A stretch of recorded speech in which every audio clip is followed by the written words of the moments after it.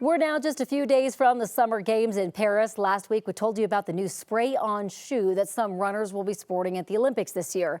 They're wild, and we had a lot of questions about how in the world this technology even works. So we brought in the pros. Joining us now is Chris Ryan. He is the store manager at Runners Roost Lone Tree and quite the runner himself, training for a 100-mile run next year.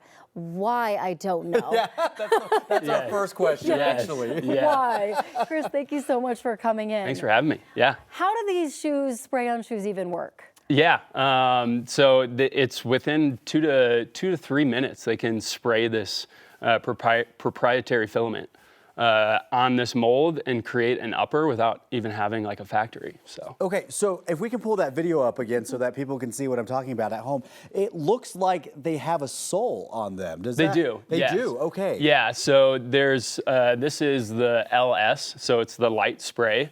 There is also one with a normal upper. Okay. But that midsole will still be their high performance foam. So do they spray it on your foot, or is it? It's on a mold. Okay. Yeah, there are some like Helen Obiri who will be at the Olympics. She's won Boston twice wearing this shoe. I don't know if they sprayed it on her foot to like mold it to her foot, but the ones you would purchase would just be on a Have you yourself ever worn something like this? Have you? I've worn like a sock upper. Okay. Yes, How does that feel whenever you're running versus a normal shoe? Oh, it's phenomenal. Really? Yeah, it's super light. It makes the ride a lot of fun.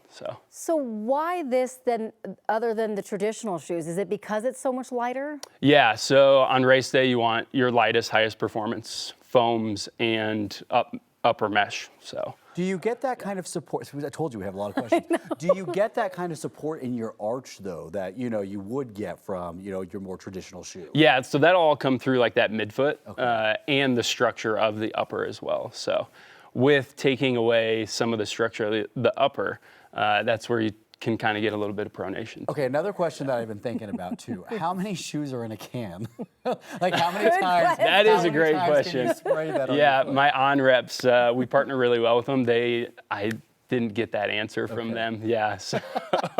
Is this like a one-time use spray on each time, or is it like it sprays on and then you can use it over and over? Yeah, so it's an actual shoe. They use 1.5 kilometers of this like fabric, and they weave it together kind of like a web.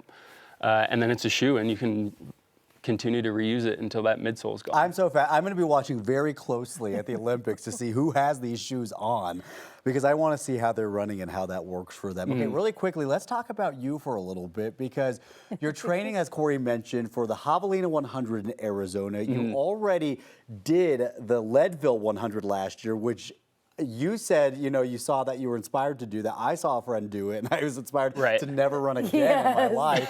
How was that? How's the training going? The training's going really well. Yeah, so it's a little cooler this week, but next week's looking a little hot, so I'm trying to get as much heat training in, but yeah. His first race was the Ironman, you said, or triathlon? Yeah. First race, not like a 5K. Had never run before. No. Okay, back to these spray-on sneakers. Yes. How much are they? They'll be $330. Yep. Per can, but we don't know how many shoes are in each can yet. Stay tuned. It's so crazy. Now, you don't sell these exact shoes at your store, but Correct. something kind of similar, right? Yeah, so we have like your race day models, but we partner with On to carry a full lineup at Runners Roost and all of our 10 locations through the Front Range. So it's a phenomenal company, and it's really cool what they're doing. And real quick, on a day like today with the wildfire smoke, how do you go about training? Because we're even talking about ourselves. Corey hates a treadmill. She's like, I want to run outside. What is your advice for any of our friends at home? Yeah, just listen to your body. That's probably going to be the best thing that you can do. I ran outside this morning, but again, I have a couple screws loose. So. You do, my friend, in the best way possible. We say it. Runners Roost Lone Tree. Chris, thank you so much for coming in and answering all of our crazy wild questions. Oh yeah, for sure. Thanks for having me. Really Good luck on your appreciate training. Thank you.